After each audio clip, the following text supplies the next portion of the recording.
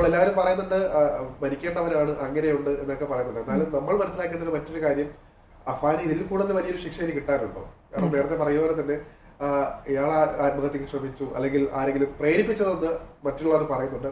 എന്തായാലും ഇനിയുള്ള അഫാന്റെ ജീവിതമാണ് നമ്മൾ നോക്കേണ്ടത്.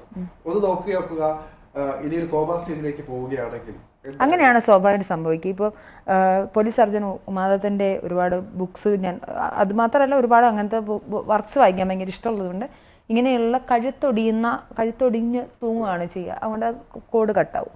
അങ്ങനെയാണ് മരണം സംഭവിക്കുക. പക്ഷേ അങ്ങനെ അല്ലാത്തൊരു പേഷ്യൻ്റ് പിന്നെ പോകാൻ സാധ്യതയുള്ളൊരു കോമ സ്റ്റേജാണ്.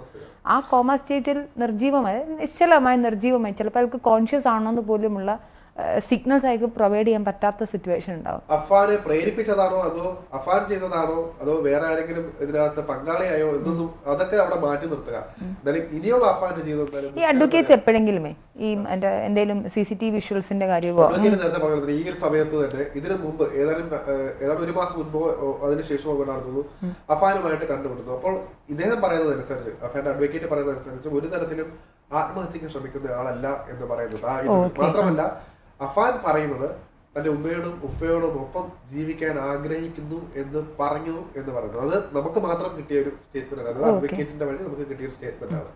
അഫാൻ അങ്ങനെ ഒരു ആഗ്രഹമുണ്ട്. പക്ഷേ വീട്ടുകാർക്ക് അതിനകത്ത് നേരത്തെ അവർ കൃത്യമായിട്ട് പറയുന്നുണ്ട്. മാത്രമല്ല പരിമിതികളുണ്ട് അഡ്വക്കേറ്റിന്, വീട്ടുകാരും അഫാനും.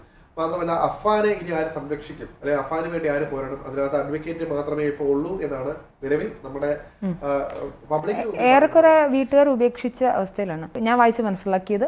ഇതിൽ അഫാന്റെ പിതാവിന്റെ ഒരു സ്റ്റേറ്റ്മെന്റ് ഈ അഫാന്റെ ആത്മഹത്യ വാർത്ത പുറത്തു വന്നപ്പോൾ വന്നിരുന്നു. അദ്ദേഹം പറഞ്ഞ കാര്യം അവൻ ചെയ്തതിന് അവൻ അനുഭവിക്കട്ടെ എന്നുള്ളതാണ്. ഞാൻ മനസ്സിലാക്കുന്നത് ശരത് നടത്തിയ ഇന്റർവ്യൂ കണ്ടപ്പോഴും മനസ്സിലായി ഇതുവരെയും അഫാന്റെ മാതാപിതാക്കൾ ആരും ജയിലിൽ അഫാനെ വിസിറ്റ് ചെയ്യാൻ വേണ്ടി പോയിട്ടില്ല. ഈ വിസിറ്റോറിയൽ റൈറ്റ് ഉള്ളത് മാതാപിതാക്കൾക്കും പിന്നെ വക്കീലിനും മാത്രമായിട്ടാണ് പ്രൊവൈഡ് ചെയ്തത്. മാത്രമല്ല അഫാനെ ആരും ഫോൺ വിളിക്കാനൊന്നും തയ്യാറായിട്ടില്ല, വേറെ ആയിട്ട് പുറം ലോകമായിട്ട് കോൺടാക്റ്റ് ഇല്ല അഫാന് എന്നൊക്കെ തരത്തിലുള്ള ഇൻഫർമേഷൻ ഞാൻ ഇന്റർവ്യൂവിൽ കണ്ടിട്ടുണ്ടായിരുന്നു. അപ്പോൾ പൊതുവിൽ അഫാനെ സംരക്ഷിക്കാൻ ഒരാരുമില്ല.